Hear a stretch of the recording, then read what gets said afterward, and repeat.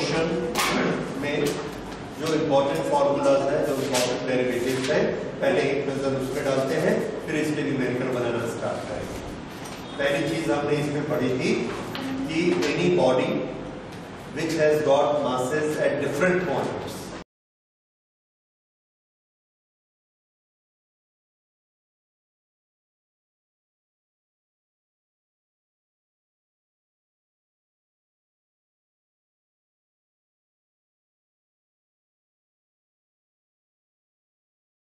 किस जगह पर माना जाएगा? तो आंसर है सेंटर ऑफ मास पर माना जाएगा। तो किसी भी बॉडी का सेंटर ऑफ मास निकालने के लिए हमारे पास क्या टेक्निक्स है?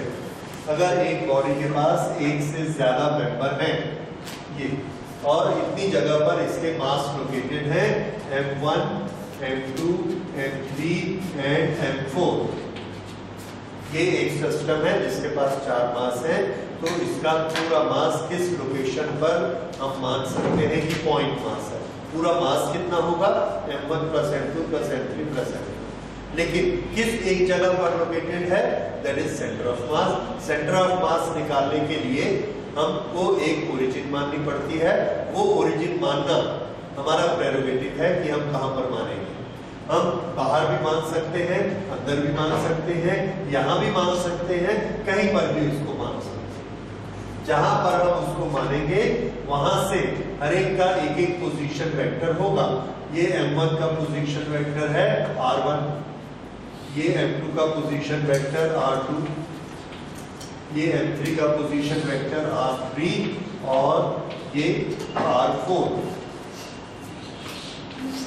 इस तरह से हर एक के पोजीशन वेक्टर होंगे। अब एक पॉइंट ऐसा है जो सेंटर ऑफ मास है, तो सेंटर ऑफ मास कहीं पर भी हो सकता है। ये सेंटर ऑफ मास है। इस सेंटर ऑफ मास का पोजीशन वेक्टर हमने माना कैपिटल R, ये इसका पोजीशन वेक्टर है। अब यहां पर अगर हम मोमेंट बनाते हैं, मोमेंट कैसे कैलकुलेट करते हैं? Mass multiplied by distance from the origin. Moment हम कहां देखते हैं? लीवर में, तराजू में, जहां पर एक पॉइंट ऑफ सस्पेंशन होता है और यहां पर मास लगाते हैं। Mass multiplied by R is equal to moment. यहां पर अगर हम मोमेंट बनाएंगे, that is a physical quantity, तो ये चारों मिलकर कितना मोमेंट बनाते हैं? आंसर है ये चारों मिलकर मोमेंट बनाते हैं M1 R1 plus M2 R2 plus M3 R3 plus M4 R4। ये इन्होंने चारों ने मिलकर मोमेंट बनाया। ओके, ये मोमेंट बनाने के बाद अगर हमने इन चारों के बराबर इन चारों को एक लोकेशन पर रखा और वो लोकेशन है सेंटर ऑफ मास, तो हमारी कंडीशन क्या कहती है कि मोमेंट उतना ही बनना चाहिए। अगर उतना ही मोमेंट बनेगा तो हम क्या लिख सकते हैं? Equal M1 plus M2 plus M3 plus M4, ये टोटल मास बना M1 M2 M3 M4, और यहां से इसका पोजीशन वेक्टर क्या है? R। तो ये वाला मोमेंट इस मोमेंट के इक्वल होगा। अगर ये इसके इक्वल हुआ तो हम R की वैल्यू निकाल सकते हैं। ओरिजिन से R वेक्टर कैसे निकलेगा? R vector is equal to M1 R1 plus M2 R2 plus this is to be divided by M1 plus M2 plus, ये हमारा जनरल फॉर्मूला आया। This is position vector of centre of mass. अगर 2 particle system है तो हम इसको 2 तक रखते हैं, 10 पार्टिकल का सिस्टम है 10 तक कर देते हैं। तो ये सेंटर ऑफ मास का फॉर्मूला है। तो सेंटर ऑफ मास का फॉर्मूला खाली फॉर्मूला नहीं, आपको याद रखना है कि हमने इस तरह से बनाया है। आगे भी इसकी जरूरत पड़ेगी और ऐसे ही हम इसे बनाया करेंगे। ओके, ये हमने R की भाषा में किया। अगर हमको कोऑर्डिनेट की भाषा में दिया गया है, जैसे पॉइंट M1, इसके कोऑर्डिनेट है x1 y1 z1, M2 के x2 y2 z2, इसके x3 y3 z3, तो इसके कोऑर्डिनेट क्या होंगे? तो जो फॉर्मूला हमने r के लिए बनाया वही x y z के लिए होगा। सो x coordinate of centre of मास ये किसके बराबर होगा? m1 x1 और इसका सिग्मा कर देना means plus m2 x2 plus m3 x3। This is to be divided by total mass. Total mass किसके बराबर? m1 plus m2। इसी तरह से y coordinate of centre of mass is equal to sigma my। This is m1 m2 m3 y1 y2 y3। ये इसका addition total हो जाएगा and this is to be divided by m। और इसी तरह से z of centre of mass will be sigma m1 z1 upon total mass. इस तरह से हम कोऑर्डिनेट भी निकाल सकते हैं और मोस्टली न्यूमेरिकल आप ऐसे सॉल्व करेंगे। इसके बाद हम लेते हैं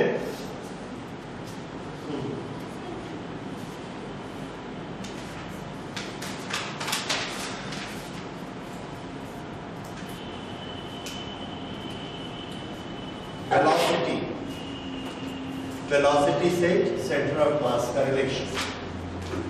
तो अगर किसी बॉडी पर in case any body is not applied any force is not applied on a body, then its velocity will remain constant। हमको मालूम है फोर्स क्या पैदा करता है? एक्सेलरेशन, और एक्सेलरेशन वेलोसिटी को चेंज करता है। अगर हमने फोर्स लगाया ही नहीं तो वेलोसिटी चेंज नहीं होगी, एक्सेलरेशन नहीं होगा, वेलोसिटी चेंज नहीं होगी। और अगर वेलोसिटी चेंज नहीं होगी तो किसकी वेलोसिटी चेंज नहीं होगी? इसमें आपको याद रखना है कि सेंटर ऑफ मास की वेलोसिटी चेंज नहीं होगी। जैसे एक पंखे पर हम फोर्स नहीं लगा रहे, अगर हम उस पर लीनियर फोर्स नहीं लगा रहे तो उसमें लीनियर मोशन नहीं हो रहा। अगर इसमें लीनियर मोशन नहीं हो रहा लेकिन पंखा तो चल रहा है, तो ये वाला ब्लेड ऐसे घूमता है, दूसरा ब्लेड ऐसे घूमता है, तीसरा कोई पॉइंट देखेंगे ऐसे घूमता है, लेकिन एक पॉइंट नहीं घूमता है। कौन सा पॉइंट नहीं घूमता? Centre, that is centre of mass. तो सेंटर ऑफ मास क्यों नहीं चलता है? क्योंकि हमने उस पर लीनियर फोर्स नहीं लगाया। अगर हम पंखे को ऐसा पकड़े और उस पर लीनियर फोर्स लगाएंगे ऐसे, इट विल स्टार्ट मूव। लेकिन अगर हम लीनियर फोर्स नहीं लगाएंगे तो वो सेंटर ऑफ मास उसका मूव नहीं करेगा, हम उसी की जगह पे उसको घुमा सकते। ये डिफरेंस है लीनियर फोर्स और टॉर्क लगाने का। ओके, तो उसका जो अगर एक बॉम्ब में ब्लास्ट होता है, फिर से एक बॉम्ब प्रोजेक्टाइल के फॉर्म में ऐसे जा रहा है तोप से निकल के, आधे रास्ते में उसमें ब्लास्ट हो गया, तो जो उसका सेंटर ऑफ मास है उस सेंटर ऑफ मास की वेलोसिटी में कोई अंतर नहीं आता। इसका ये मतलब है कि कोई टुकड़ा इधर जाएगा, कोई टुकड़ा इधर जाएगा, कोई इधर जाएगा, लेकिन अगर आप उसका सेंटर ऑफ मास निकालेंगे तो वहीं पर आएगा। अगले एक सेकंड में एक साबुत गोला यहाँ पर पहुंचने वाला होता तो अगले एक सेकंड में ये जो चार टुकड़े हैं इनका सेंटर ऑफ मास यहाँ निकलेगा, अगले एक सेकंड में चारों टुकड़ों का सेंटर ऑफ मास यहाँ निकलेगा। इस तरह से सेंटर ऑफ मास अभी भी चलता जाएगा। तो सेंटर ऑफ मास की वेलोसिटी हमेशा कंजर्व होती है। ये अगला नियम हम स्टडी करते हैं। Velocity of centre of mass is conserve. Velocity of center of mass is conserved.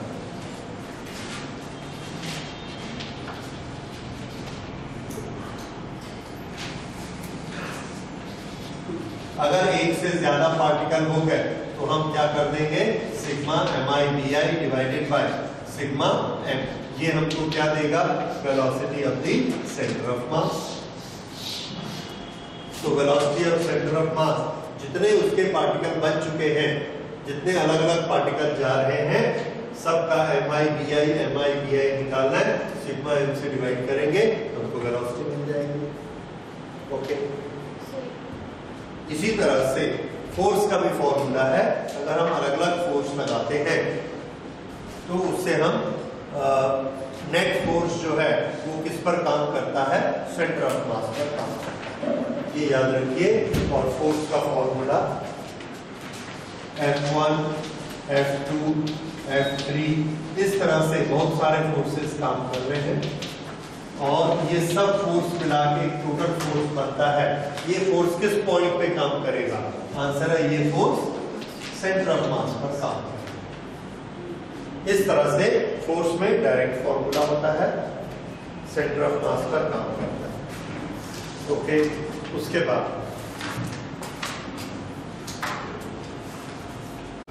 हमारे पास अलग अलग ज्योमेट्रिकल शेप्स की बॉडीज होती है। पॉइंट बॉडी हो सकती है, रिंग एक बॉडी हो सकती है। ये सब क्या है? System of particles. एक से ज्यादा पार्टिकल को हमने आपस में मिलाया, आपस में मिला के एक रॉड बना लिया।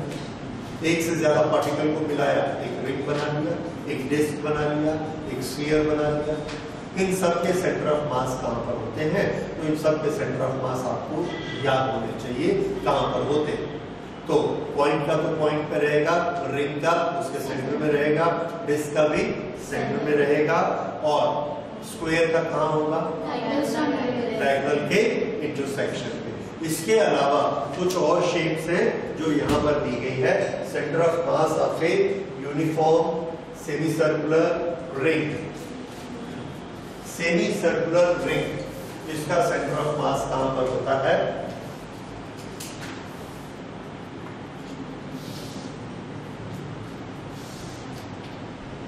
इसका सेंटर ऑफ मास हमको मिलेगा यहाँ पर और ये इसकी हाइट कितनी है? 2r/π। और ये क्या चीज है?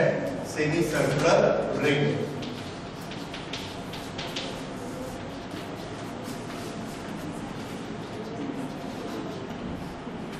ये सेंटर ऑफ मास।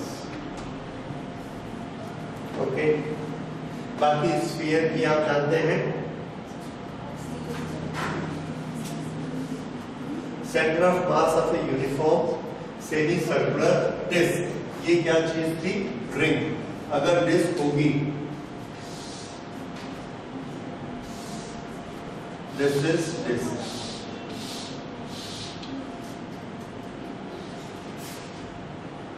डिस्क में सेंटर ऑफ मास हमको कहां मिलेगा? This is 4r/π। इसमें 2r/π और इसमें 4r/π। ये किसके लिए है? Disc, semi circular disc. इसी तरह से इसमें और भी दिए हुए centre of mass of a hemispherical shell.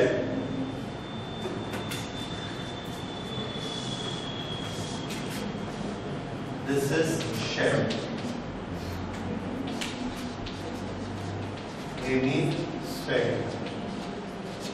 Hemispherical shell में सेंटर ऑफ मास कहां होता है? आंसर है यहां पर और इसकी हाइट है r/2। और अगर ये सॉलिड हो गया, ये शेल है, इस तरह से ये सॉलिड हुआ तो सॉलिड की हाइट है 3r/8। 3r/8। तो इस तरह से centre of mass, solid shell, hemispherical shell, disc और रिंग। ये फॉर्मूले अभी तक आपके पास नहीं थे, इनको आप और याद कर लेंगे। बाकी रेगुलर शेप्स आप लोग जानते हैं, रॉड, सिलेंडर, ये सब। ओके, तो ये सेंटर ऑफ मास के बारे में हो गया। अब हम अगला इसका मेन टॉपिक लेते हैं। पहले लेते हैं रोटेशनल मोशन की फंडामेंटल क्वांटिटीज। एक पार्टिकल एक पॉइंट के चारों तरफ घूम रहा है तो इसकी काइनेमेटिक्स क्या है? इसकी काइनेमेटिक्स है यहां से यहां तक ये गया है, ये portion delta x, this is a linear displacement. लेकिन ये जो एंगल बनता है this is known as angular displacement. तो एंगुलर डिस्प्लेसमेंट, ये डिस्प्लेसमेंट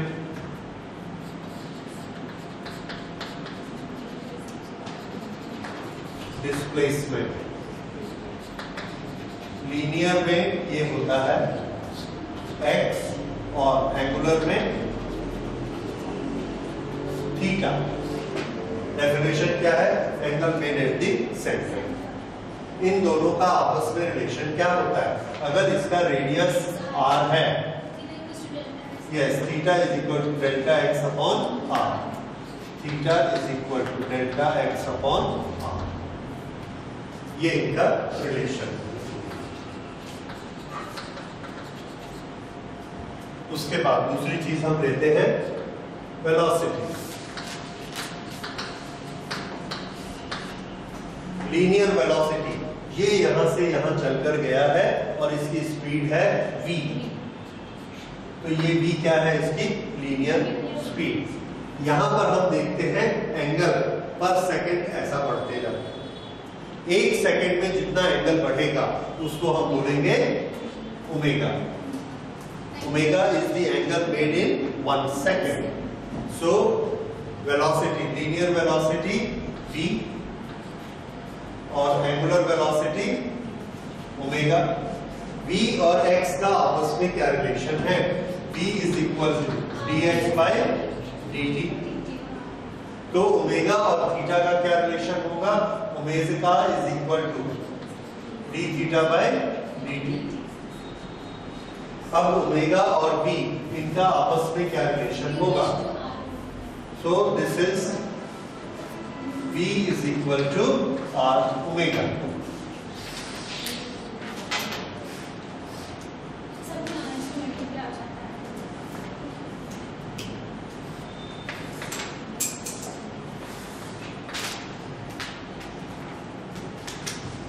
ये थीटा ओमेगा और उसका, तो हम यहां पर ये भी लिख सकते हैं थीटा किसके बराबर होगा?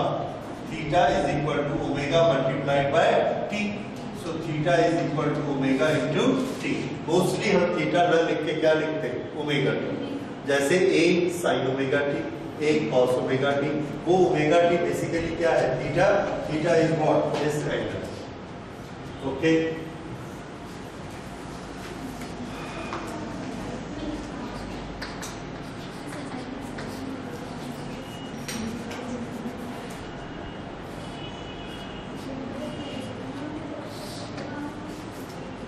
अच्छा, उसके बाद लेते हैं acceleration.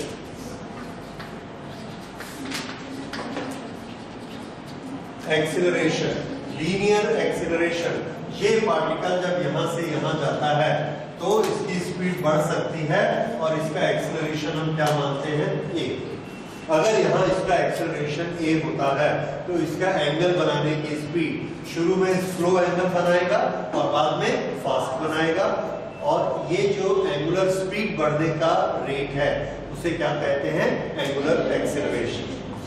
So we have linear acceleration a which is equal to dv by dt, और यहां पर एंगुलर एक्सेलरेशन अल्फा, अल्फा किसके बराबर होता है? Alpha is equal to d by dt of omega. a is equal to d by dt of v, v is equal to d by dt of x।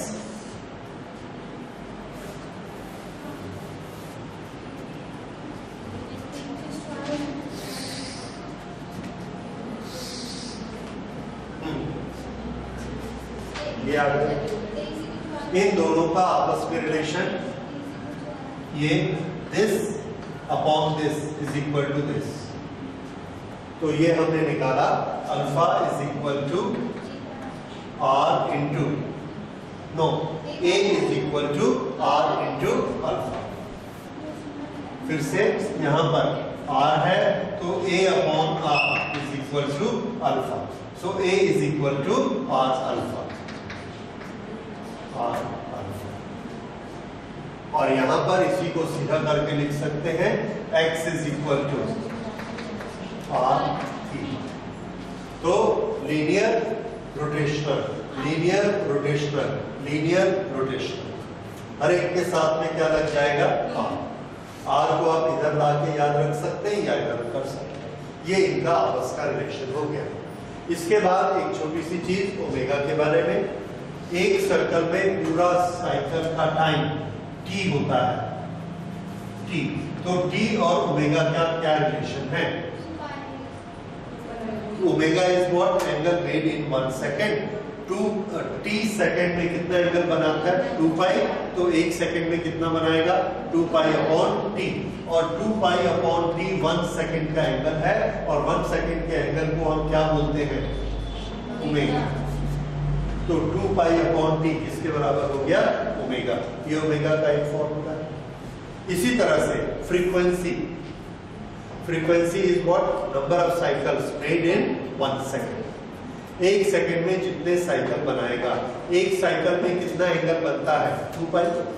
अगर उसने number of cycle new बनाए new N, तो new cycle में कितने angle बनेंगे 2 पाई, लेकिन 1 second में जितना एंगल बनता है उसी को हम ओमेगा कहते हैं। सो दिस इज व्हाट ओमेगा। और टी और फ्रीक्वेंसी इनका आपस में रिलेशन क्या है ओके, ये रिलेशन अलग से नोट करिए। अब इसके बाद हम अगली क्वांटिटी लेते हैं इनर्शिया। ये हमने लिए काइनेमेटिक्स।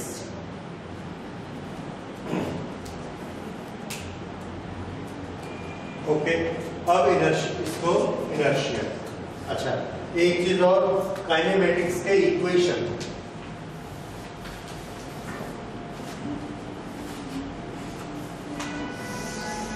आपको लीनियर में काइनेमेटिक्स के इक्वेशन मालूम है, v is equal to u plus a t. एक बॉडी घूम रही है, उसकी इनिशियल वेलोसिटी है ओमेगा नॉट, टाइम t बीता, t टाइम बीतने के बाद उसमें एक्सीलरेशन लग रहा है अल्फा, इसकी स्पीड बढ़ रही है अल्फा एंगुलर वेलोसिटी से।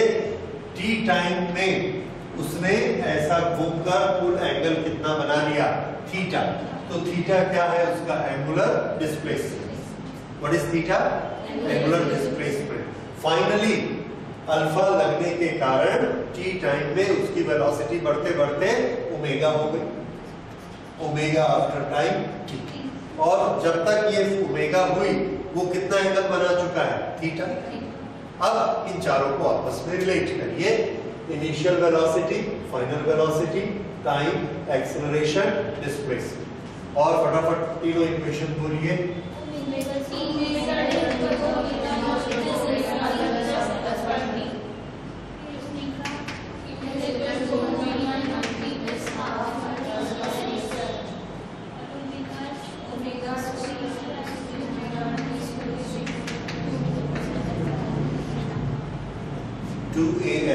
टू एस की जगह क्या हो गया अल्फा थीटा। ठीक है, इससे रिलेटेड अगर कोई न्यूमेरिकल होगा हम इससे सॉल्व करते हैं। अब इसके बाद हम आते हैं यहाँ इनर्शिया। यहाँ पर ये वाला ग्रुप यहाँ लिख लेते हैं 2 pi upon t is equal to omega and omega is equal to 2 पाई।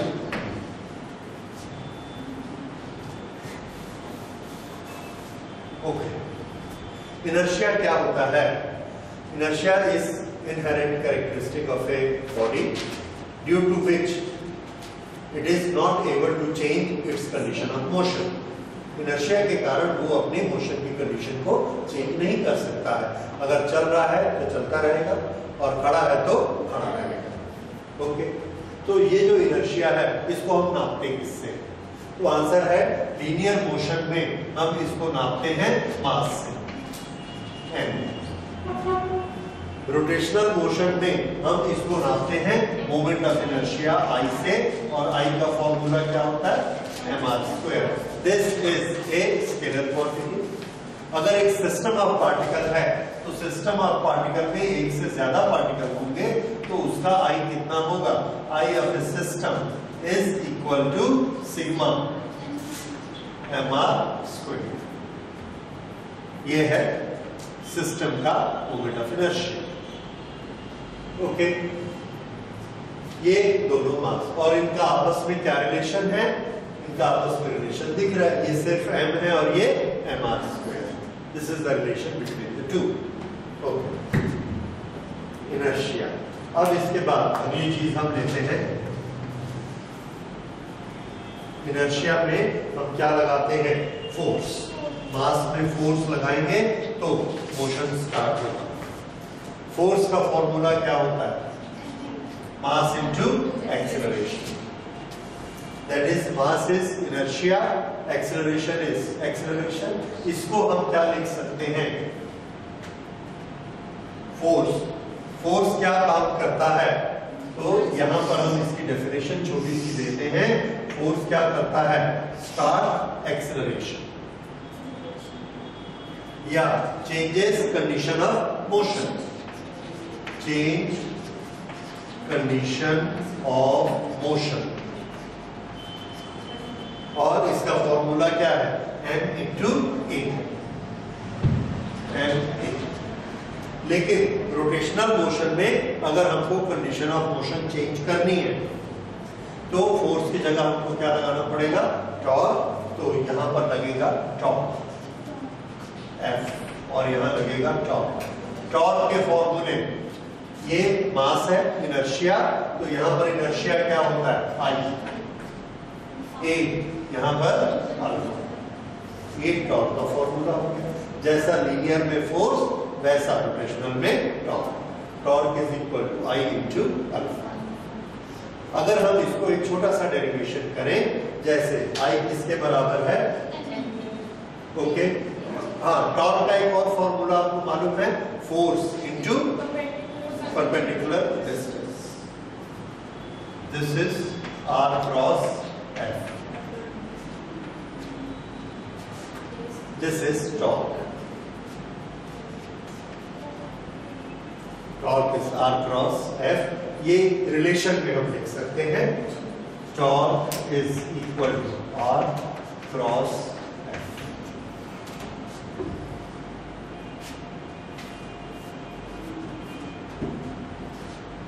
अच्छा, अब इसके बाद फोर्स के बाद हम लेते हैं अगली quantity momentum.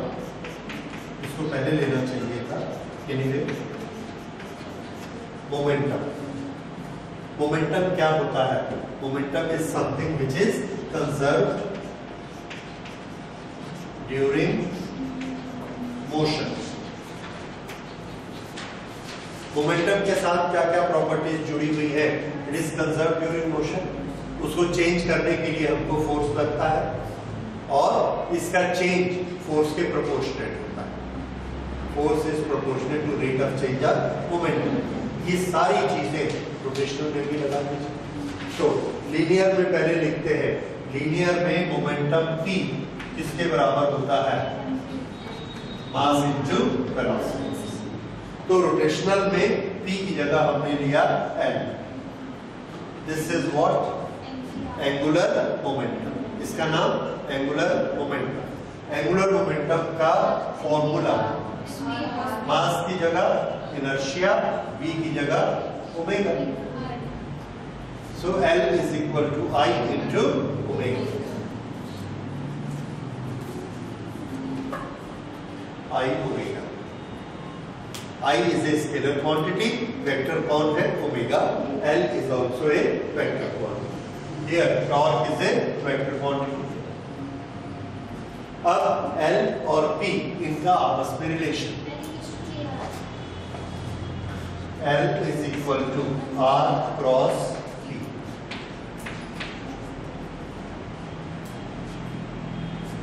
R cross P ये इनका आपस का रिलेशन। जब हम क्रॉस प्रोडक्ट करते हैं तो मैग्नीट्यूड कितना होता है? Sine theta. So this will be R P sine theta. ये हो गया इनर्शिया, मोमेंटम, फोर्स। ये एंगुलर मोमेंटम है। This angular momentum is always conserved. इसमें आपने वो एग्जांपल देखे हैं कि एक डांसर अगर हाथ अंदर कर ले, रेडियस छोटा हो जाएगा तो I की वैल्यू कम हो जाएगी। अगर I की वैल्यू कम हो गई, इसको कंजर्व करने के लिए ओमेगा को ज्यादा होना पड़ता है। So it will start rotating faster. Okay, ये इसके बारे में हो गया। अब 7, ये हमारा हो गया kinematics. This is dynamics and now we will start work power energy. Work power energy में सबसे पहले work done by a force.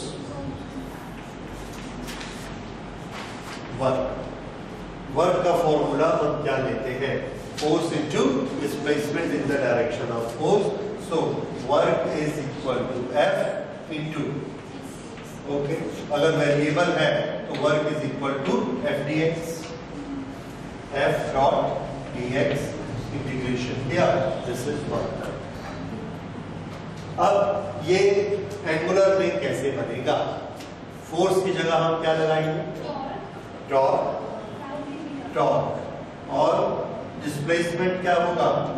D theta, और इसको क्या कर देना? इंटीग्रेट। अगर टॉर्क यूनिफॉर्म रहता है तो हमको इंटीग्रेशन की जरूरत नहीं है। इंटीग्रेशन ऑफ डी थीटा कितना होगा? थीटा। तो टॉर्क इंटू थीटा ये हमको क्या देगा? Work done. ये वर्क डन।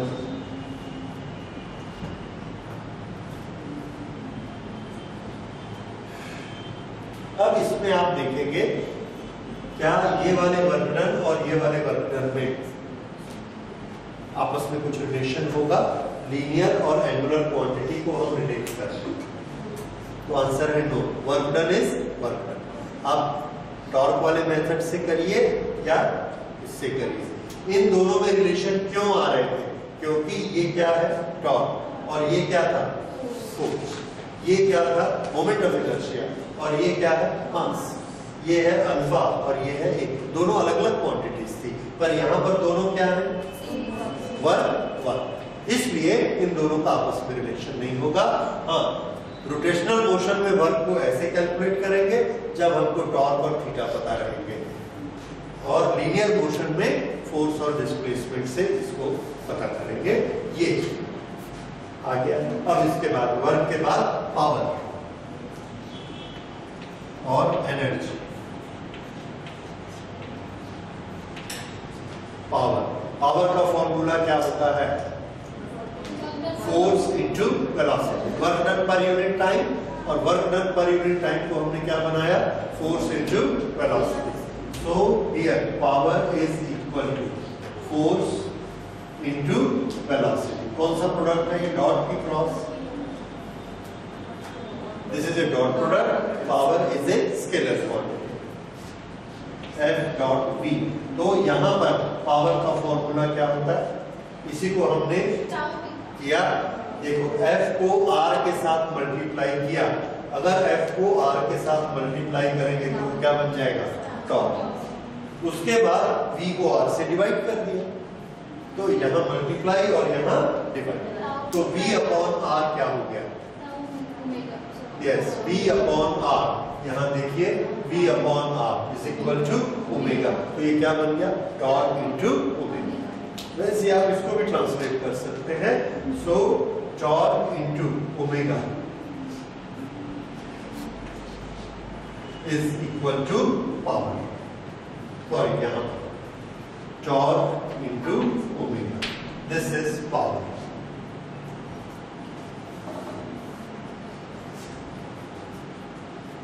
अब उसके बाद हम आते हैं एनर्जी। एनर्जी, एनर्जी दो तरह की एनर्जी होती है, पोटेंशियल एनर्जी और काइनेटिक एनर्जी। दोनों के फॉर्मूलाज हमको आने चाहिए। लीनियर मोशन में काइनेटिक एनर्जी का फॉर्मूला क्या है? Half mv square. Kinetic energy half mv square, और इसमें काइनेटिक एनर्जी का फॉर्मूला क्या होगा? हाफ m की जगह क्या लेना? I, और v स्क्वायर की जगह omega square, half I omega square. ठीक है, और हम इसको कैलकुलेट भी कैसे करते हैं? इसको r स्क्वायर से मल्टीप्लाई, इसको r स्क्वायर से डिवाइड, तो ये बन गया I ओमेगा स्क्वायर। ठीक है, तो ये हो गया इसके बारे में वर्क, पावर, एनर्जी। तो ये काइनेमेटिक्स के रिलेशंस, डायनेमिक्स के रिलेशन, वर्क, पावर, एनर्जी के रिलेशन, ये आपका पूरा चैप्टर हो गया। ये इसका थ्योरेटिकल पार्ट है। अच्छा, अब इसमें कुछ चीजें और जो पूछी जाती हैं, जैसे अगर एक कार का व्हील सड़क पर घूम रहा है, इस तरह से ये आगे बढ़ रहा है,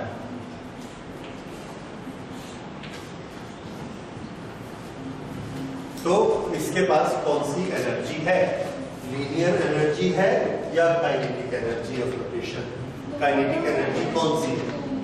तो आंसर है दोनों है, क्योंकि इसके पास v वेलोसिटी भी है और ओमेगा रोटेशन है। तो कितनी एनर्जी इसकी होगी? Half mv² plus half I omega. Okay, तो पहले आप फंडामेंटल इसको नोट कर लिया आपने और इसको समझ लिया है। एक क्वांटिटी से दूसरे में ट्रांसलेट करना, नंबर 1 ये इस चार्ट से मिलेगा। नंबर 2 इस चार्ट से आपको मिलेगा कि ये जो चीज एक लाइन में लिखी गई है उसकी डेफिनेशन एक ही होती है। जैसे वेलोसिटी की डेफिनेशन क्या है? डिस्प्लेसमेंट पर यूनिट टाइम। ये डेफिनेशन लीनियर में भी है और यही डेफिनेशन एंगुलर में भी। इसी तरह से work done is force into displacement, इसमें भी है, फोर्स इनटू डिस्प्लेसमेंट इसमें भी है। इसमें टॉर्क इनटू एंगुलर डिस्प्लेसमेंट, इसमें force into linear displacement. Nature of the definition ये नहीं बदलता। Power is what? Work done per unit time, भले लीनियर हो भले रोटेशनल। इसी तरह से एनर्जी का तो डेफिनेशन सबकी एक रहती है। लीनियर में क्वांटिटीज अलग हो जाती हैं, रोटेशनल में क्वांटिटीज अलग हो जाती हैं। ये बात समझ में आ गई? सो this is all about formulas and their relations. इसके बाद हम लोग एक एक क्वांटिटी को आगे लेते हैं। जैसे पहली क्वांटिटी लेते हैं मोमेंट ऑफ इनर्शिया। अगली क्वांटिटी जो हम स्टडी कर रहे हैं moment of inertia. Moment of inertia of a system कैसे होता है? ये 3 पार्टिकल का एक सिस्टम बना हुआ है। यहां पर मास रखा है m1, m2, m3। देखिए इस सिस्टम को का मोमेंट ऑफ इनर्शिया इस पर डिपेंड करता है कि इसका एक्सिस ऑफ रोटेशन कहां है। और ये चीज हमारे एग्जाम में आती है कि इस बॉडी को किस तरह से घुमाया जा रहा है। देखिए अगर हम यहां पर एक्सिस बनाते हैं, ये एक्सिस है और इसको ऐसे रोटेट कराते हैं, तो इसका मोमेंट ऑफ इनर्शिया आप कैसे निकालेंगे? तो आंसर है इसका इस एक्सिस से परपेंडिकुलर डिस्टेंस कितना है? 0। इसका इस एक्सिस से परपेंडिकुलर डिस्टेंस कितना है? 0। mr² 0, mr² 0। यहां से इसका परपेंडिकुलर डिस्टेंस हम लेंगे, ये वाला डिस्टेंस, और इस r को इससे मल्टीप्लाई कर देंगे तो हमारा आंसर क्या आ जाएगा? m3 into r3²। ये टोटल मोमेंट ऑफ इनर्शिया हो गया, क्योंकि हमने बेसिकली क्या निकाला? m1 r1² m2 r2² plus m3 r3²। इसमें ये दोनों क्या हो गए? 0, और तीसरा क्या हो गया? m3 r3²। लेकिन अगर एक्सिस चेंज कर दिया गया और एक्सिस यहां कर दिए, यहां, दिस इज एक्सिस, तो हमको ये एक परपेंडिकुलर बनाना, ये एक परपेंडिकुलर बनाना है और ये एक परपेंडिकुलर बनाना है। ये वाला कितना हो जाएगा? r1, ये r2, ये r3, और मूला वही रहेगा m1 r1² plus m2 r2² plus m3 r3², लेकिन क्वांटिटीज बदल जाएगी, अब 0 0 नहीं। इस तरह से डिपेंड करता है कि हमारे पास एक्सिस क्या है। अगर हमारे पास एक रेक्टेंगल है, ये इस तरह का, और इस रेक्टेंगल पर हमने ये एक्सिस मानी, तो हमको किसका कैलकुलेट करना पड़ेगा? ये 2 का। अगर ये एक्सिस मानी तो ये 2 का। अब ये बताइए कि क्या ये दोनों एक समान होंगे? m m m m चारों एक समान है। ये डिस्टेंस a है और ये डिस्टेंस b है। अगर हम इसको ऐसा रख के घुमा दें और ऐसा रख के घुमा दें तो मोमेंट ऑफ इनर्शिया एक समान आएगा कि अलग अलग आएगा? अलग अलग आएगा, क्योंकि रेडियस ऑफ रोटेशन दोनों में अलग अलग है। ठीक है? अच्छा, तो सबसे सिंपल तरीका किसी भी सिस्टम का मोमेंट ऑफ इनर्शिया निकालने का क्या है कि हर मेंबर का इंडिविजुअल मोमेंट ऑफ इनर्शिया निकालिए, I1, I2, I3, और सबको आपस में ऐड कर दीजिए, what do we get? Total I. Total moment of inertia is equal to sum of moment of inertia of individual particles. ये मोमेंट ऑफ इनर्शिया। अब अगर हम एक्सिस बदलते हैं तो हमारे पास दो थ्योरम है, ये दोनों थ्योरम आपने किए हुए हैं। एक थ्योरम है प्लेन सरफेस के लिए। प्लेन सरफेस के लिए जो थ्योरम है, ये यहां पर जो इसका परपेंडिकुलर बनेगा, किस पर परपेंडिकुलर? प्लेन पर। प्लेन पर जो परपेंडिकुलर है, अगर हमने इस पर मोमेंट ऑफ इनर्शिया निकालना है तो हम क्या करते हैं, इस पॉइंट से दो एक्सिस बनाते हैं और ये दोनों एक्सिस भी एक दूसरे पर कैसी रहेंगी?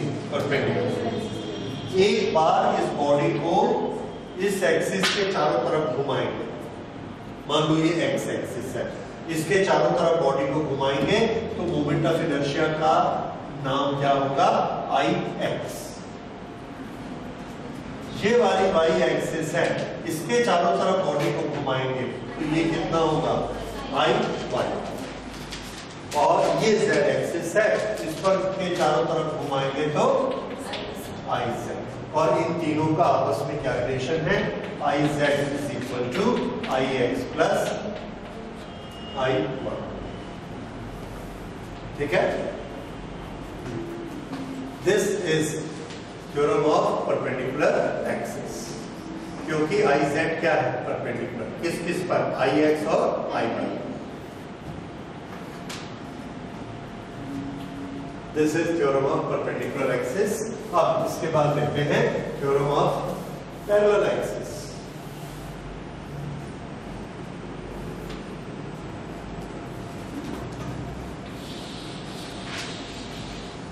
ये एक बॉडी है, इसका सेंटर ऑफ मास यहां पर है, तो पूरा मास हम क्या मान सकते हैं? यहां लोकेटेड है। सेंटर ऑफ मास से अगर हमने एक एक्सिस बनाई तो यहां पर से अगर बॉडी को घुमाते हैं तो इसका एक मोमेंट ऑफ इनर्शिया होता है, जिसको हम क्या बोलते हैं? I around centre of I around centre of mass. अब हमको ये दिया गया है कि हमने एक्सिस बदल के यहां बना दी, कहीं भी बना दी, लेकिन ये वाली एक्सिस और ये वाली एक्सिस एक दूसरे के पैरेलल है और ये एक्सिस इस एक्सिस से ए डिस्टेंस पर है। तो अगर इसके चारों तरफ बॉडी घूमेगी तो इसका बॉडी का मोमेंट ऑफ इनर्शिया कितना होगा? तो आंसर है moment of inertia of the body is equal to, ये वाला मोमेंट ऑफ इनर्शिया तो रहेगा ICM प्लस एक एक्स्ट्रा मोमेंट ऑफ इनर्शिया जुड़ जाएगा, वो क्या होगा? पूरा का पूरा मास यहाँ रखा है और ए डिस्टेंस से ऐसा घूम रहा है, वो ma square, that is ma square. बस या I about the given axis z। तो पहले घूम रही थी, उसका moment of inertia centre of मास के चारों तरफ क्या है? ICM। उसके बाद a डिस्टेंस पर पूरा मास m रखा हुआ है, तो वो कितना हो गया? ma square. इस तरह से टोटल मोमेंट ऑफ इनर्शिया सम कर दिए तो ICM प्लस ma स्क्वायर। ये हो गया थ्योरम ऑफ पैरेलल एक्सिस। ये मोमेंट ऑफ इनर्शिया के बारे में हो गया। अब अगली चीज लेते हैं हम टॉर्क।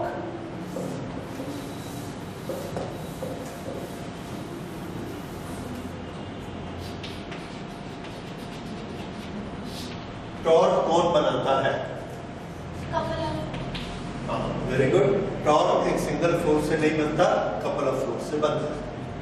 लेकिन जब हम इसकी कैलकुलेशन करते हैं तो एक फोर्स की ही क्वांटिटी लेते हैं और दोनों फोर्स के बीच का टोटल डिस्टेंस लेते हैं। इसको आप कैसा भी लीजिए, जैसे ये यहां पर हमने एक फोर्स लगाया और यहां पे फोर्स लगाया, there are two equal and opposite forces acting in opposite direction at two different points. और ऐसा करने से इस पॉइंट के दोनों तरफ ये ऐसा रॉड घूमने लगता है। ये है R1, ये है R2 और ये टोटल डिस्टेंस है R। ओके, जब यहां पर घूमेगा तो इस फोर्स का मोमेंट कितना होगा? F into R2। r2 into F r2। ये पॉइंट से ऐसा घूमेगा तो इसका मोमेंट कितना होगा r2 मल्टीप्लाइड बाई f, और ये इसको किधर घुमाएगा एंटी क्लॉकवाइज। ये वाला फोर्स F1 ये भी किधर घुमाएगा इस तरह, ये भी एंटी क्लॉकवाइज। ये कितना मोमेंट बनाएगा r1 इंटू एफ, ये इसने मोमेंट बनाया। ये मोमेंट भी क्या करता है, इसको एंटी क्लॉक घुमाता है। क्योंकि दोनों एंटी क्लॉकवाइज घुमाते हैं इसलिए हम दोनों को ऐड कर देते हैं। ये हमारा टोटल मोमेंट निकला and this is r1 plus r2। r1 plus r2 किसका बराबर है r। इसलिए आप देखते हैं कि f हमको दोनों f नहीं लेने पड़ते, एक ही f लेना पड़ता है। और ये r क्या है, डिस्टेंस बिटवीन द टू। तो ये होता है टॉर्क। उसके बाद जब हम एक दरवाजा बंद करते हैं तो ये टॉर्क कैसे लगता है और आर कहाँ है, फोर्स कहाँ है। तो अगर ये एक दरवाजा है और यहाँ पर हम फोर्स लगा रहे हैं, यहाँ पर इसकी हिंज है, तो हम क्या बोलते हैं, force multiplied by distance from point of rotation. यही हमारी डेफिनेशन है। क्या हमने तो कुछ और बनाया था, वो वाली चीज कहां गई। टॉर्क कौन बनाता है, कपल ऑफ फोर्स। यहाँ कपल कहां है, हाँ बात हम इधर फोर्स लगा रहे हैं तो पूरा दरवाजा इधर नहीं जाता। क्यों नहीं जाता है, क्योंकि यहाँ पर हिंज ने उसको बांध के रखा है। तो हिंज उसको कैसे नहीं जाने देगी, क्योंकि ये उस पर एक उल्टा फोर्स लगाएगी। ये इसने यहाँ पर ऐसे फोर्स लगाया, रिएक्शन का फोर्स, जो कि किसके बराबर है, अप्लाइड फोर्स के बराबर है। तो अप्लाइड फोर्स इधर है और रिएक्शन का इधर है, और इनके बीच का total distance, couple of force and the distance. Torque किसके बराबर होता है, एक फोर्स की क्वांटिटी लीजिए और टोटल डिस्टेंस लीजिए, एक फोर्स की क्वांटिटी लीजिए और टोटल डिस्टेंस लीजिए। ये टोटल डिस्टेंस का नाम अब क्या है, total distance from the point of rotation to the point of application. तो ये बड़ा सिंप्लीफाई हो गया। जहां हम फोर्स लगाते हैं उस पॉइंट ऑफ एप्लीकेशन से पॉइंट ऑफ रोटेशन लेना और ये वाले फोर्स को मल्टीप्लाई करते हैं। तो अब हमको न बीच वाले पॉइंट की जरूरत है न दूसरे फोर्स की जरूरत है, क्योंकि यही वाला सी यहां बन रहा है सेम। इसलिए इसको इस तरह से हम कैलकुलेट करेंगे। सो this is again r into F, same formula. तो हमारी बेसिक डेफिनेशन चेंज नहीं हुई है। टॉर्क कौन बनाता है, कपल ऑफ फोर्स ही बनाता है, और r क्या है, दोनों फोर्स के बीच का परपेंडिकुलर डिस्टेंस। अगर वो एंगल टेढ़ा हो गया तो हमारा फॉर्मूला क्या बोलता है, ये बोलता है RF साइन थीटा, उसका मैग्नीट्यूड। तो अगर ये एक फोर्स है और ये दूसरा फोर्स है और ये r है, तो हमने किसको लेना है, RF sine theta, this is theta, ये है r साइन थीटा, ये परपेंडिकुलर डिस्टेंस को ले।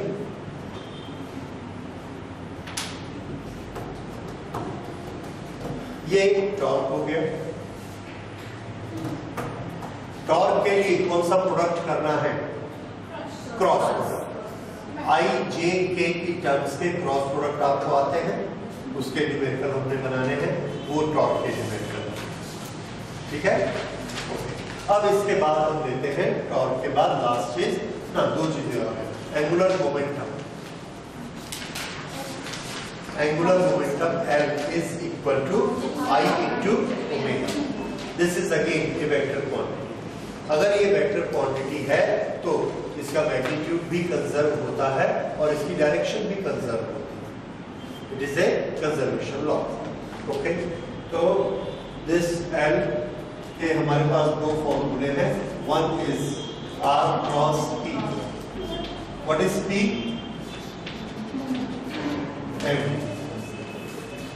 Momentum, linear momentum. Linear momentum multiplied by R is moment of momentum, which is angular momentum.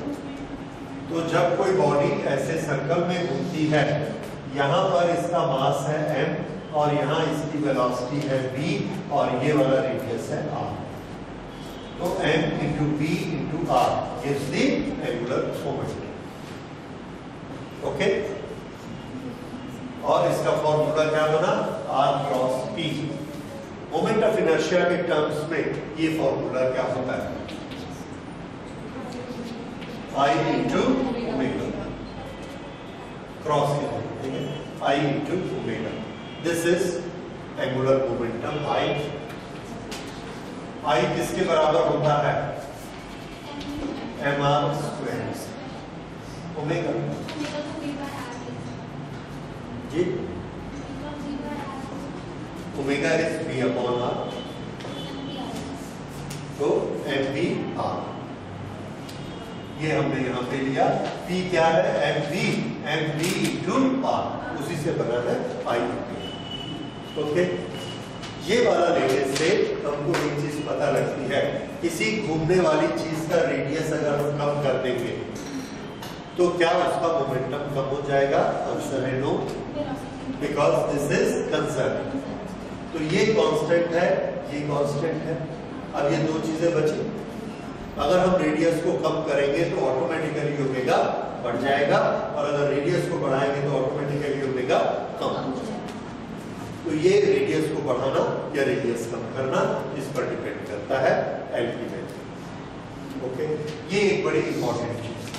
दूसरा, एक बॉडी स्ट्रेट लाइन में जा रही है और एक आदमी यहां से इसको देख रहा है, ऑब्जर्वर. ये बॉडी में एंगुलर मोमेंटम है या नहीं विद रिस्पेक्ट टू ओ? तो आंसर है इसके पास एंगुलर मोमेंटम है. कैसे है? इस आदमी ने इसको यहां देखा,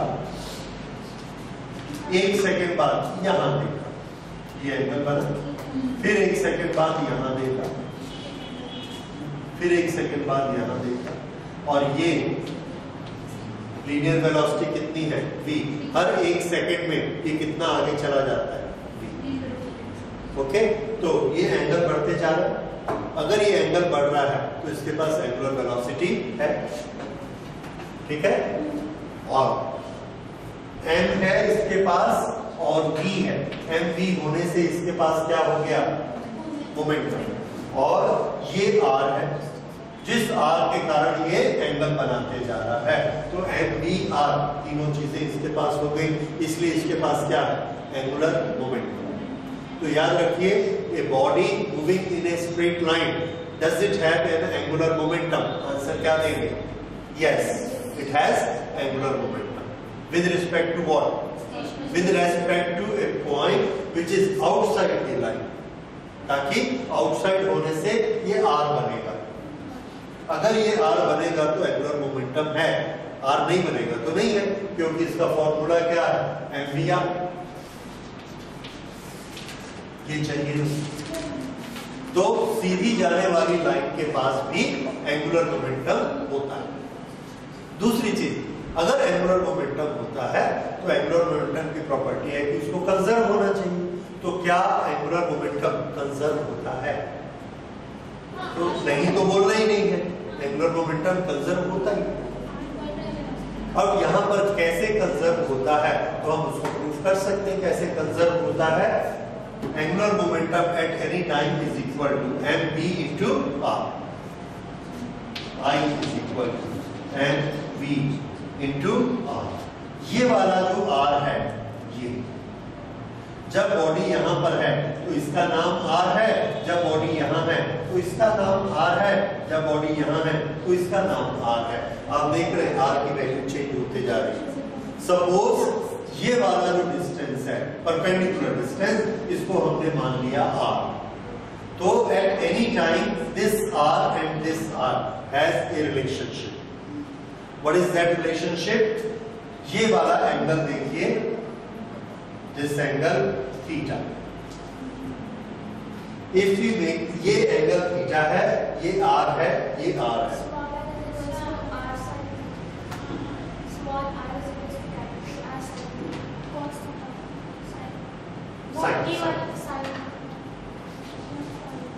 r upon r is equal to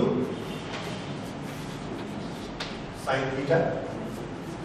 okay, so इस r को हम क्या लिख सकते हैं? R upon sign.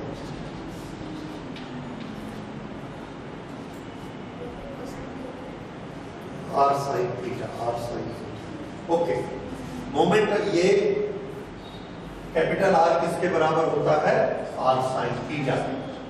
अब हमारा ये वाला फॉर्मूला क्या होता है? M v cross r. ये फॉर्मूला आपको मालूम है?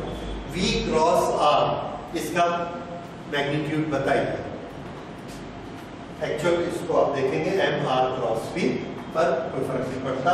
Let's write it M V R sine. ये इसका मैग्नीट्यूड आ गया, इसका एंगुलर मोमेंटम। तो angular momentum L is equal to M V R, M V R. और एम वी आर के साथ में क्रॉस प्रोडक्ट के कारण क्या लग गया? Sign theta. अब आर साइन थीटा की वैल्यू हमको मालूम है,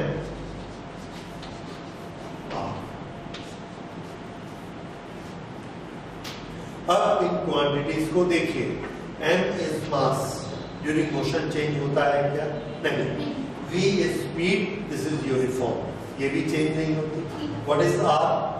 r is perpendicular distance from point O। ये छोटा r चेंज होता है, बड़ा r चेंज नहीं होता। और हमारे फॉर्मूले में कौन है? Capital R, which is perpendicular distance and this is also a constant, therefore L is a constant। समझ आया? तो एक स्ट्रेट लाइन पर जाने वाली चीज का एंगुलर मोमेंटम होता है या नहीं होता है। नंबर 2, कांस्टेंट होता है कि नहीं? तो आंसर है कांस्टेंट। और ये उसका प्रूफ है छोटा सा। ओके, ये एंगुलर मोमेंटम के बारे में हो गया। एक ये चीज और एक ये चीज आपको याद रखनी है। रेडियस छोटा बड़ा करेंगे तो। तीसरी चीज, इसका जो फॉर्मूला है आई ओमेगा, ये आई ओमेगा फॉर्मूला हो या P इंटू आर का फॉर्मूला हो, R क्रॉस P। अगर हमको R position vector I J K के टर्म्स में दिया है, P मोमेंटम ये भी I J K के टर्म्स में दिया है, तो दोनों में कौन सा प्रोडक्ट करना है? Cross product. ये आपको याद रखना, ठीक है? और अगर हम इसको सिंपल करना चाहते हैं मल्टीप्लिकेशन, तो परपेंडिकुलर डिस्टेंस लेना है। मोमेंटम और ओरिजिन से परपेंडिकुलर डिस्टेंस हमको लेना चाहिए, नॉट दिस डिस्टेंस। और परपेंडिकुलर डिस्टेंस कितना होता है? r sin theta. इसीलिए फॉर्मूला क्या बना? mvr sin। ये एंगुलर मोमेंटम के बारे में। अब इसके बाद लास्ट चीज हम लेते हैं एनर्जी। एनर्जी के बारे में हमने फॉर्मूले 2 बनाए थे। हमको मालूम है one body can have both the motions at the same time, angular as well as linear. इसलिए किसी भी बॉडी की एनर्जी, पहले ये शब्द को थोड़ा देखिए, रोटेशन और रोलिंग, स्लिपिंग,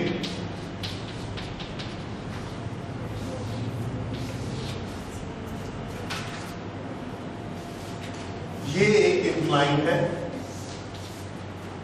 इस इंक्लाइन पर ओके, ये एक पुली है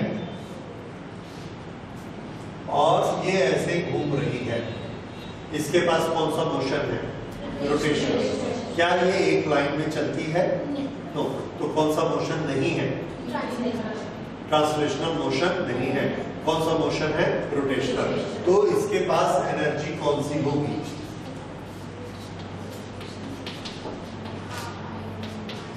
काइनेटिक एनर्जी कौन सी होगी? Half I omega square. V इसके पास नहीं। ये एक है व्हील, इस व्हील पर हमने ब्रेक लगा दी,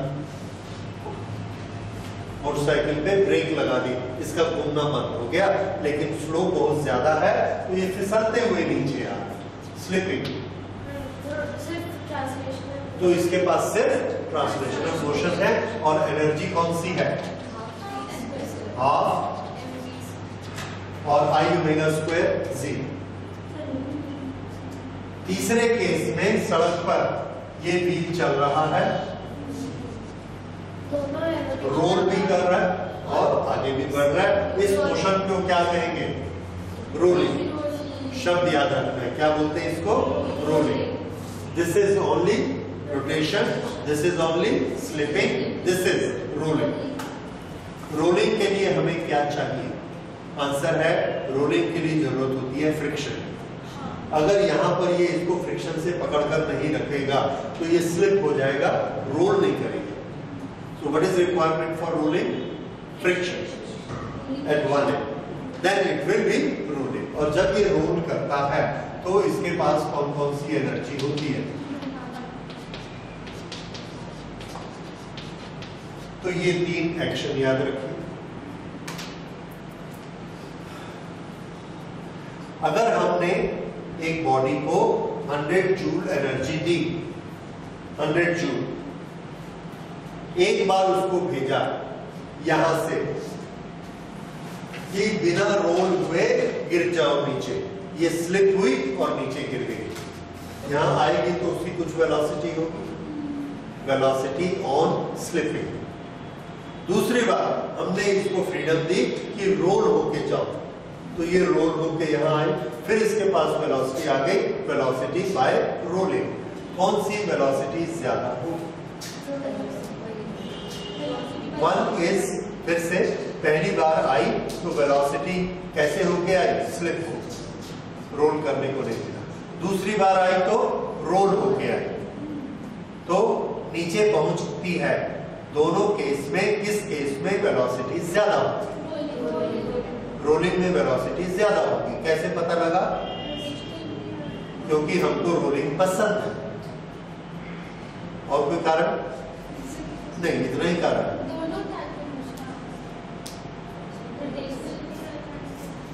अच्छा, ये जब नीचे गिर रही है तो हम इसके नीचे गिरने की वेलोसिटी की बात कर रहे हैं कि एक केस में वेलोसिटी v1 है और दूसरे केस में वेलोसिटी v2 है। कौन से केस में ज्यादा है? क्यों? ओके, सुनिए, हमने इसको एनर्जी दी 100 जूल। फर्स्ट केस में इसने स्लिपिंग वाले केस में एनर्जी को किसमें कन्वर्ट किया? Half mv square. क्या इसको ओमेगा वाली एनर्जी चाहिए घूमने के लिए? नहीं चाहिए। तो पूरी की पूरी एनर्जी क्या बन गई? v square. दूसरे केस में एनर्जी के दो हिस्से हो गए, v स्क्वायर और ओमेगा स्क्वायर। तो कुछ ना कुछ तो इसको half I omega square rolling के लिए देना पड़ेगा। अगर उसने कुछ एनर्जी रोलिंग में दे दी तो नीचे गिरने की वेलोसिटी कैसी हो जाएगी? कम हो जाएगी। इसलिए रोल होने वाली चीज की वेलोसिटी कम होगी। क्यों? क्योंकि कुछ एनर्जी वो किसमें खर्च कर देता है? अपने घूमने में खर्च कर देता है। और जो चीज स्लिप होकर नीचे गिरती है वो अपने घूमने में, अपने इंटरनल मोशन के लिए कोई एनर्जी खर्च नहीं कर रही, पूरी की पूरी गिवन एनर्जी को स्लिपिंग में यूज कर रही है, तो उसकी वेलोसिटी ज्यादा होगी। ठीक है। अब अगर ये एक चीज याद रहेगी आपको। अच्छा, दूसरा, एक दूसरे में कन्वर्शन कर, हाफ आई ओमेगा स्क्वायर उसको आप mv स्क्वायर में कैसे कन्वर्ट करेंगे? कन्वर्टिंग, ये बहुत इंपॉर्टेंट है। हमको डाटा दिया गया है mv और हमको निकालना है हाफ आई ओमेगा स्क्वायर। तो पहले हम आई को कन्वर्ट करेंगे। आई को कैसे कन्वर्ट करेंगे? उसकी शेप देखेंगे, उसकी शेप देख के आई का फॉर्मूला लगा देंगे। जैसे if it is a solid sphere, एक सॉलिड स्फीयर रोल होके जा रहा है तो हम इसको क्या लिख देंगे? 2/5 mr multiplied by omega. Omega को हम क्या लिख सकते हैं? v square upon r square. तो कितना बचा? 2/5 mv स्क्वायर। ये क्या आ गया इसका? I omega square. ये कहां काम में आता है? ये कन्वर्शन सुनिए। There is a solid sphere which is rolling on the ground with a velocity of 20 meter, with a velocity of 2 meter per second. It has a mass 5 kg. mass is equal to 5 kg and it is rolling with velocity 2 meter per second. Find out its energy requirement. तो अब हम पहले देखते हैं कौन सा motion है ये, बोलिए। एक बॉल ऐसे जमीन पर लुढ़का है, रोलिंग, तो वो एनर्जी किस किस में यूज करेगा?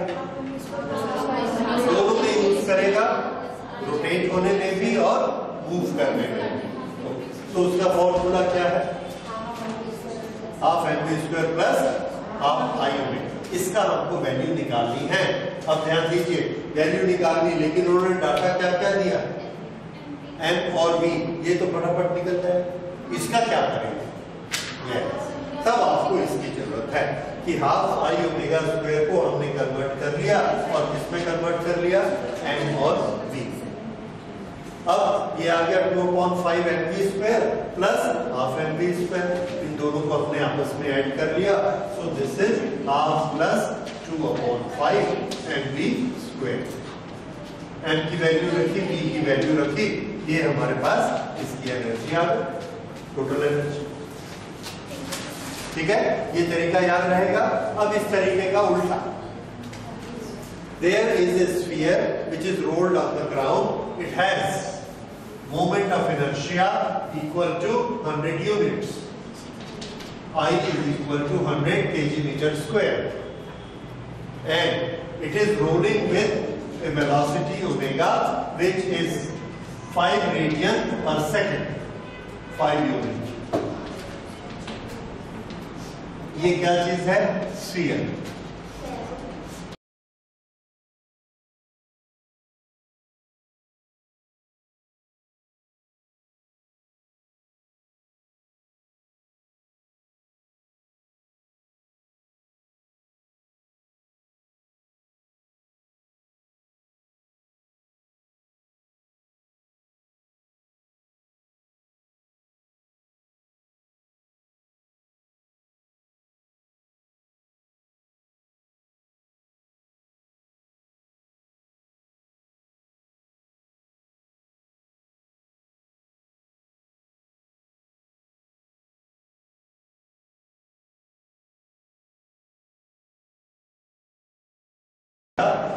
V is equal to R omega, तो ये क्या हो जाएगा?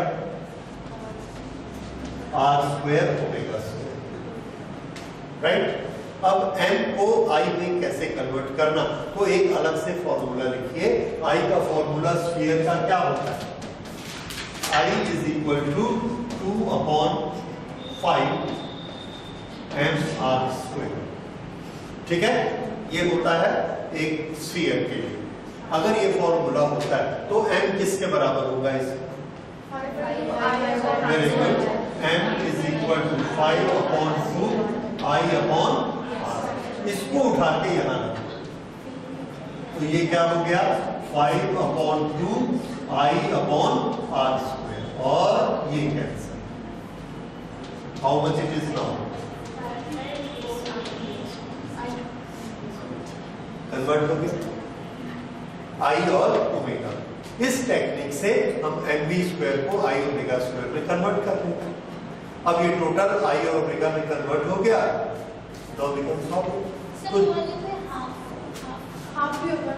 हाफ लिख लो, जहां लिखना लिख लो, जहां घटाना लिख लो।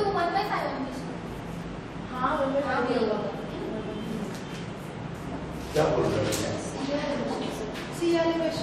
क्या करना है? अब ठीक है, खुश रहिए। तो एनीवे हम क्या देख रहे हैं कि i⍵² को हम mv² में कन्वर्ट कर सकते हैं और mv² को i⍵ में कन्वर्ट कर सकते हैं। इसलिए हमको हमेशा ना क्वेश्चन में एक ही चीज दी जाएगी, या तो i और ओमेगा का सेट दिया जाएगा या m और v का सेट दिया जाएगा। ये कन्वर्शन करना हमको आना चाहिए। हाँ, मोमेंट ऑफ इनर्शिया के फॉर्मूले को आपको सबको याद करने पड़ेंगे। किस शेप का मोमेंट ऑफ इनर्शिया कैसा होगा, ये याद रखना पड़ेगा आपको। 4-5 तो शेप है, ज्यादा नहीं, वो उटपटांग शेप कम आते हैं। मेनली स्फीयर, रिंग, डिस्क और रॉड, ये 4 के आसपास ही ज्यादा डिपेंड होते हैं। ओके, ये इसके बारे में हो गया। अब सबसे लास्ट में इसमें जो चीज बचती है वो है यो-यो प्रॉब्लम्स। इसका ये मतलब है कि ये ऑब्जेक्ट जब नीचे आ रहा है तो इसका एक्सेलरेशन कितना होगा?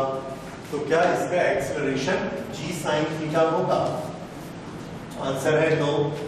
अगर ये स्लिप होके नीचे आता तो नीचे कितना होता है? mg sin theta, force m से डिवाइड किया तो g sin।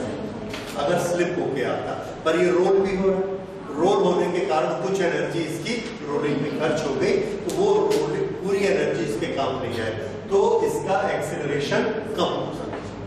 ये एक्सेलरेशन कितना हो जाता है? इस एक्सेलरेशन के एक्सप्रेशन आपको याद रखने हैं, और ये g sin थीटा से कम हो जाएगा। कितना हो जाएगा? देखिए, acceleration a is equal to g sin theta upon, किसी को याद है कितना होता है? देखिए नोट्स में से, g sin theta divided by 1 plus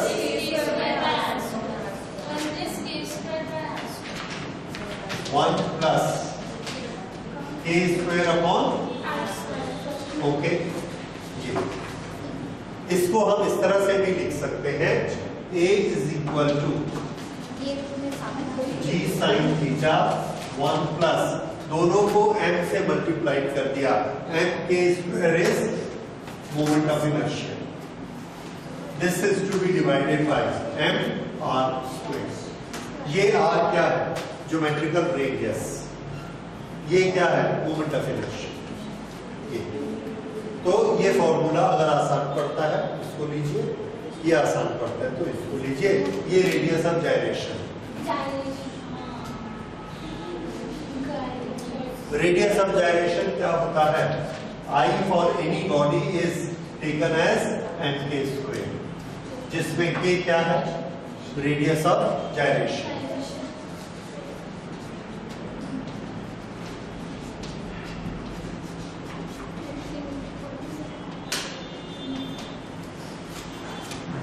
radius of gyration, okay. तो ये फॉर्मूला आपको याद रखना है। इसके अनुसार मुझे बताइए, एक डिस्क रोल होके नीचे आ रही है तो उसका एक्सेलरेशन कितना होगा? डिस्क, तो डिस्क का I कितना लेंगे? नो, डिस्क का हाफ mr स्क्वायर। डिस्क का कितना लेना है? Half mr square upon mr square. क्या बचा? हाफ, 1 प्लस हाफ 3/2, उल्टा करो 2/3 g sin। तो अगर वो चीज सीधा स्लिप होके गिरती तो कितना था? g sin थीटा, लेकिन रोल होके गिरती है तो 2/3 g sin। ये किसके लिए आया? डिस्क के लिए। अच्छा, अब ये बताइए, एक रिंग के लिए कितना होगा? रिंग का मोमेंट ऑफ इनर्शिया होता है mr square, mr square, mr square 2 हो गया तो कितना हो गया? g sin theta upon half g sin। अब ये बताइए, दोनों में से जल्दी कौन आएगा नीचे? सेकेंड वाला, क्योंकि उसका कितना एक्सेलरेशन है? g upon 2। पहले वाले का कौन ज्यादा होता है? 2/3 ज्यादा होता है। तो कौन पहले नीचे आएगा? डिस्क। डिस्क पहले नीचे आएगी और रिंग बाद में। अच्छा, ये बताइए, रिंग और डिस्क दोनों में मोमेंट ऑफ इनर्शिया किसका ज्यादा होगा?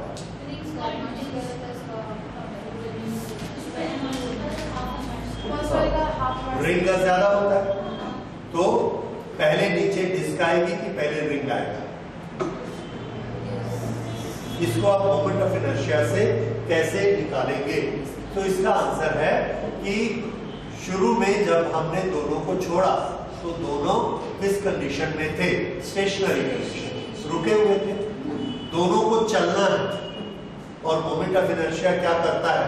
अपोज करता है। वो क्या चाहेगा? रुका रहे। तो ज्यादा रुका रहने की टेंडेंसी किसमें होगी? जिसका मोमेंट ऑफ इनर्शिया ज्यादा। किसका मोमेंट ऑफ इनर्शिया ज्यादा है? रिंग का। वो रुका रहेगा और कौन जल्दी से चल पड़ेगा? इसलिए पहले कौन पहुंचता है?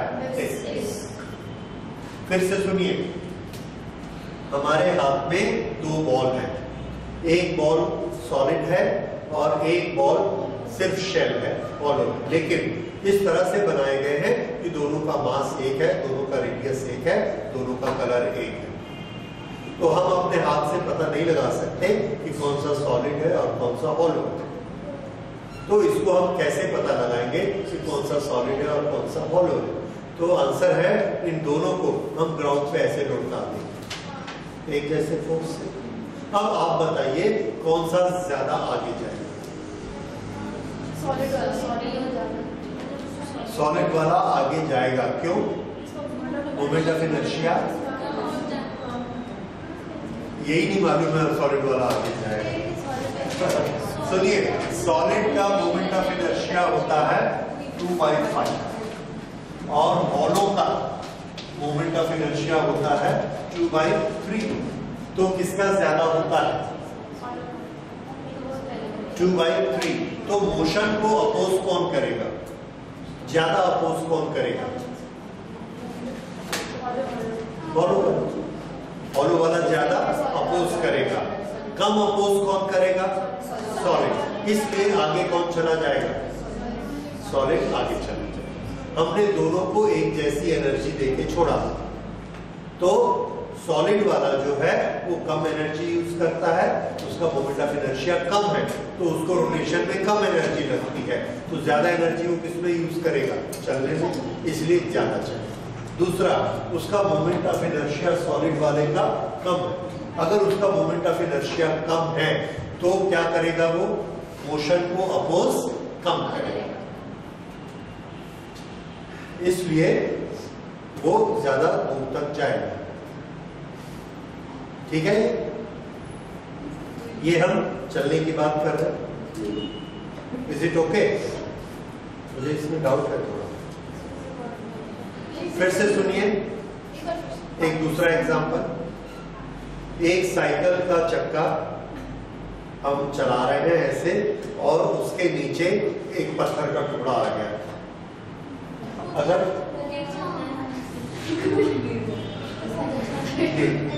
ये पत्थर का टुकड़ा आ गया,